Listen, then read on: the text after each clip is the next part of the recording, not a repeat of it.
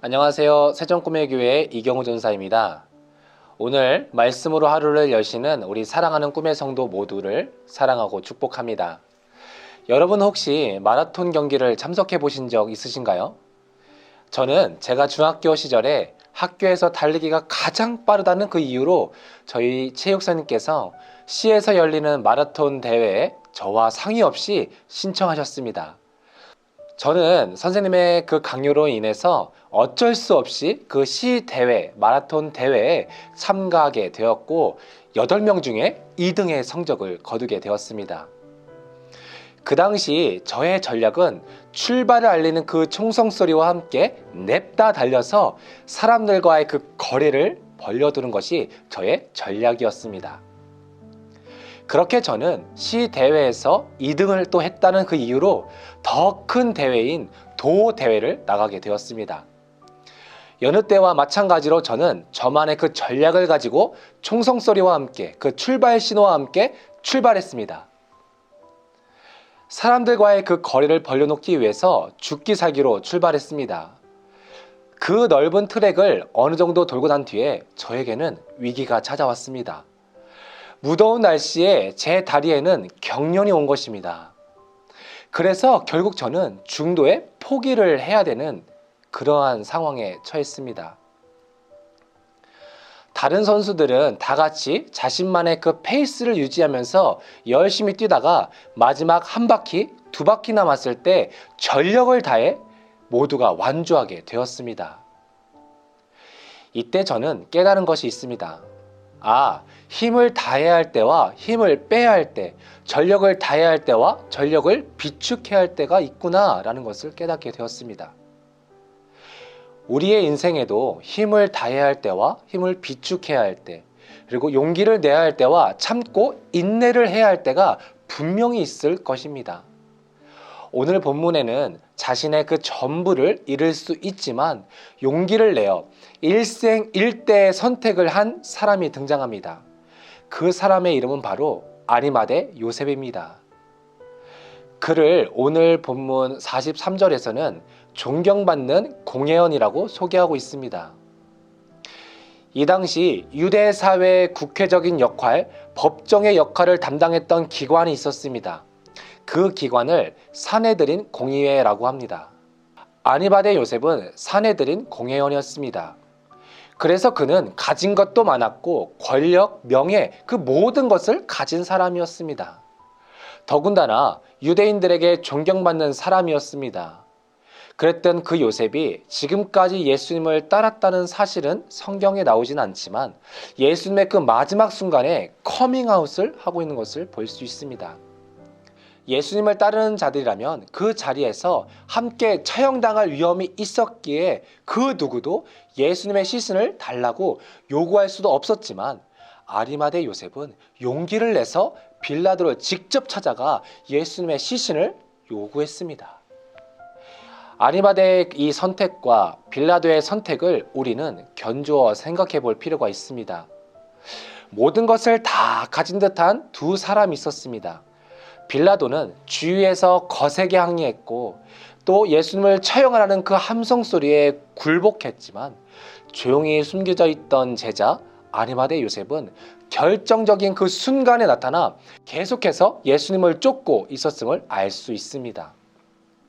43절 마지막을 보니 아리마대 요셉은 하나님의 나라를 기다리는 자라고 소개하고 있습니다. 예수님께서 이 땅에 오셔서 전하신 첫 번째 메시지가 회개하라, 하나님의 나라가 가까워졌다 입니다. 어쩌면 그때부터 이 말씀을 듣고 예수님을 주목했을 것입니다. 저분은 하나님의 나라를 이끌고 온 분이구나. 하나님의 나라가 임했다는 것을 저렇게 공개적으로 선언할 수 있는 분은 도대체 누구인가 하며 관심을 가졌을 것입니다. 이렇게 요셉은 하나님의 나라를 기다리고 소망하는 사람이었습니다. 그는 마음으로는 예수님을 흠모하고 따르고 있었지만 공개적으로는 예수님을 따를 수가 없었습니다. 왜냐하면 사회적인 그 명성을 다 잃어버릴 수 있기 때문입니다. 이 아리마대 요셉이 속한 사내들인 공의회는 예수님을 배척하는 것에 앞장섰었고, 그뿐 아니라 예수님을 십자가에 못 박아 죽이려는 그 앞장을 섰습니다. 아리마대 요셉은 예수님을 죽이는데 동의할 수가 없었습니다. 그런데 공개적으로는 공의회의 결정을 또 반대할 수가 없었습니다. 결국 예수님께서 십자가상에서 죽게 되셨습니다.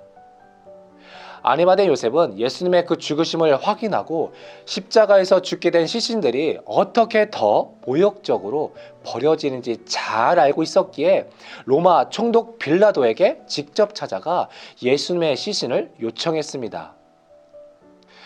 아리마대 요셉이 빌라도를 직접 찾아간 것은 간단한 이야기가 아닙니다. 이것은 예수님과의 깊은 관계가 있다는 것을 공개적으로 인정하는 것이 되어버리는 것입니다. 예수님의 가족들과 제자들은 예수님이 죽으신 것을 보고도 아무것도 할 수 없어서 가만히 있을 수밖에 없었습니다. 그런데 아리마대 요셉은 지금까지 열심히 쌓아온 그 명성과 명예를 다 잃을 수 있음에도 불구하고 죽을 수 있는 그 상황에 용기를 내서 로마 총독 빌라도에게 예수님의 시신을 요구합니다. 예수님의 시신이 부끄럽게 버려지지 않도록, 수치스럽게 버려지지 않도록 용기를 내서 예수님의 그 시신을 자신의 그 무덤에 매장하게 된 것입니다. 사랑하는 꿈의 성도 여러분, 우리는 언제 힘을 줘야 하고 용기를 내야 할까요?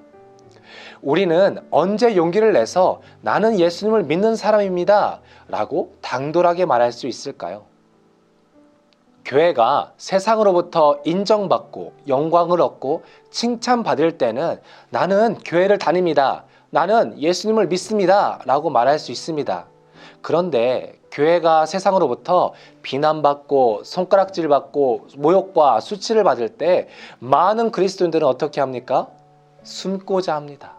내가 예수님을 믿는다는 것을 부끄러워하고 숨기게 됩니다.